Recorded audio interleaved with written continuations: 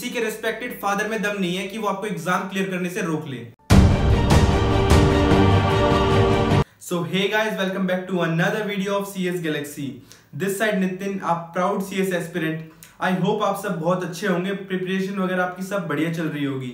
So without wasting time आज हम जानने वाले 5 प्रो टिप्स जो कि आपको एग्जाम से पहले पता होनी बहुत जरूरी है। और मैं इस बात की गारंटी देता हूं कि अगर आपने ये 5 टिप्स सुन ली और इन 5 टिप्स को आपने फॉलो कर लिया तो किसी के रिस्पेक्टेड फादर में दम नहीं है कि वो आपको एग्जाम क्लियर करने से रोक ले। पहली 3 टिप्स होंगी फॉर द एकेडमिक पर्पस, मतलब स्टडी से रिलेटेड, और बाकी 2 टिप्स होंगी पर्सनल लाइफ से रिलेटेड, जो कि आपको कहीं और सुनने को नहीं मिलेगी। And I am damn sure कि इसका आपको पॉजिटिव आउटकम ही मिलेगा। सो विदाउट वेस्टिंग टाइम हम एक एक करके इन 5 टिप्स को जल्दी से देख लेते हैं। So let's start. तो फर्स्ट एंड फॉरमोस्ट पॉइंट है हमारे पास कि स्टॉप द सिलेबस।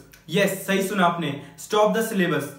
कहने का मतलब ये नहीं है कि पढ़ाई रोक दो, मतलब ये निकल के आता है कि at least 25 to 30 days before the exams आप अपना सिलेबस जहां कहीं भी है रोक दो।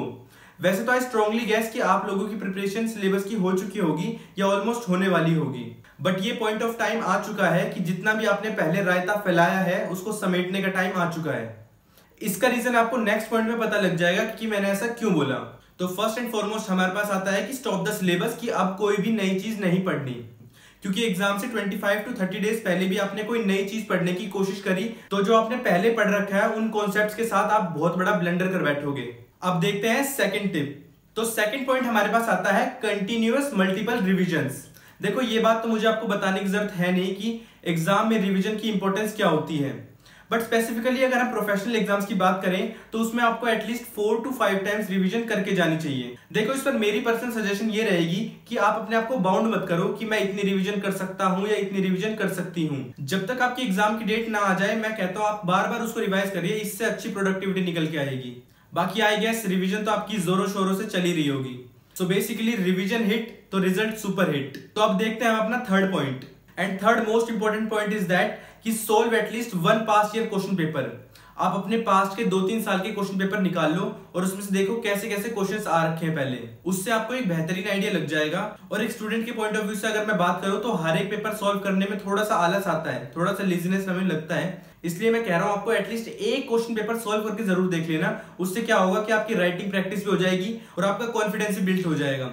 नोट माय वर्ड्स, आपका कॉन्फिडेंस 100% बिल्ड होगा क्वेश्चन पेपर सॉल्व करने से, फॉर श्योर। और करने की तो कोई लिमिट है ही नहीं, आपका जितना मर्जी उतने क्वेश्चन पेपर सॉल्व करिए, लेकिन अगर आप एक भी पेपर सॉल्व कर लेते हैं तो इट इज सफिशिएंट। आपको एक अच्छा खासा आइडिया लग जाएगा पेपर का और कॉन्फिडेंस आ जाएगा, don't worry. My recommendation is that कि आप रिवीजन के साथ साथ क्वेश्चन पेपर सॉल्व करो, उससे आपको एक अच्छा फ्लो मिल जाएगा। तो ये 3 टिप्स थी एकेडमिक पर्पस से, स्टडी रिलेटेड टिप्स थी ये। बाकी 2 टिप्स मैं आपको दूंगा पर्सनल लाइफ से रिलेटेड, जो कि आपको और कहीं सुनने को नहीं मिलेगी, आई एम श्योर। तो देखते हैं अपने फोर्थ इंपॉर्टेंट पॉइंट को। Fourth point is eat limited. खाना थोड़ा कम ही खाओ, थोड़ा सा खाना अवॉइड करो, क्योंकि होता क्या है कि ज्यादा खाने से, एक्सेस खाने से आपके अंदर लेजीनेस आती है। और आई थिंक एग्जाम से 25 to 30 डेज पहले कोई भी बच्चा लेजीनेस को अफोर्ड नहीं कर सकता। ये कॉमन प्रॉब्लम है कि नींद बहुत आती है, तो ये नींद ना आए, लेजीनेस ना आए, इसलिए खाना थोड़ा कम खाओ। इतना खा लो कि सफिशिएंट रहे कि बस भूख ना लगे। बाकी खाना पीना तो जिंदगी भर चलता ही रहेगा, बाद में चलता ही रहेगा, लेकिन एग्जाम से पहले थोड़ा सा अवॉइड करो। बस एक बार एग्जाम तरीके से निकल जाए, उसके बाद जो खाना है वो खाओ, नो बार। ये एक वो पॉइंट है जो कि है तो छोटा सा, बट एक बहुत बड़ी इंपॉर्टेंस कैरी करता है अपनी खुद की। सो अब देखते हैं अपना fifth point. Our fifth most important point is that avoid distractions. देखो, डिस्ट्रैक्शन एक ऐसी चीज है जो आज के टाइम हर किसी के साथ है, चाहे डिस्ट्रैक्शन किसी चीज की हो या किसी इंसान की हो, लेकिन डिस्ट्रैक्शन होती जरूर है किसी न किसी के साथ।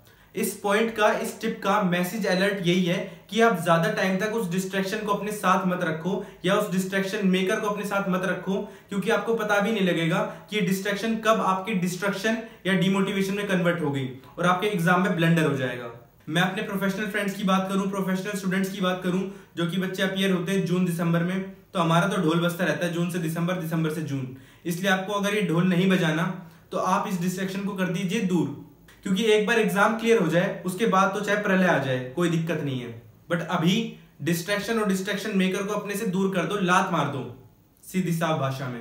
एंड आई एम श्योर कि कई लोग इससे रिलेट कर पा रहे होंगे इस चीज से कि डिस्ट्रैक्शन उनके साथ है, अब वो उसको कैसे डील करें वो उनके हाथ में। तो यार ये थी हमारी 5 pro tips to crack the exam. और मैं इस बात की आपको गारंटी देता हूं कि अगर आपने 5 टिप्स अच्छे से इंप्लीमेंट कर ली, अच्छे से फॉलो कर ली, तो किसी के रिस्पेक्टेड फादर में दम नहीं है कि वो आपको एग्जाम क्लियर करने से रोक ले। That's my guarantee. तो यार बस अब आप अपनी एग्जाम की प्रिपरेशन करिए अच्छे से। I wish you all the very best. आपको इन 5 पॉइंट में से जो सबसे ज्यादा बेस्ट लगा है वो कमेंट में जरूर बताना। एंड आई होप सो आपको डेली शॉर्ट्स पसंद आ रही होंगी। Thank you so much for watching the video. Keep loving, keep supporting, keep sharing the videos. Thank you so much. Bye.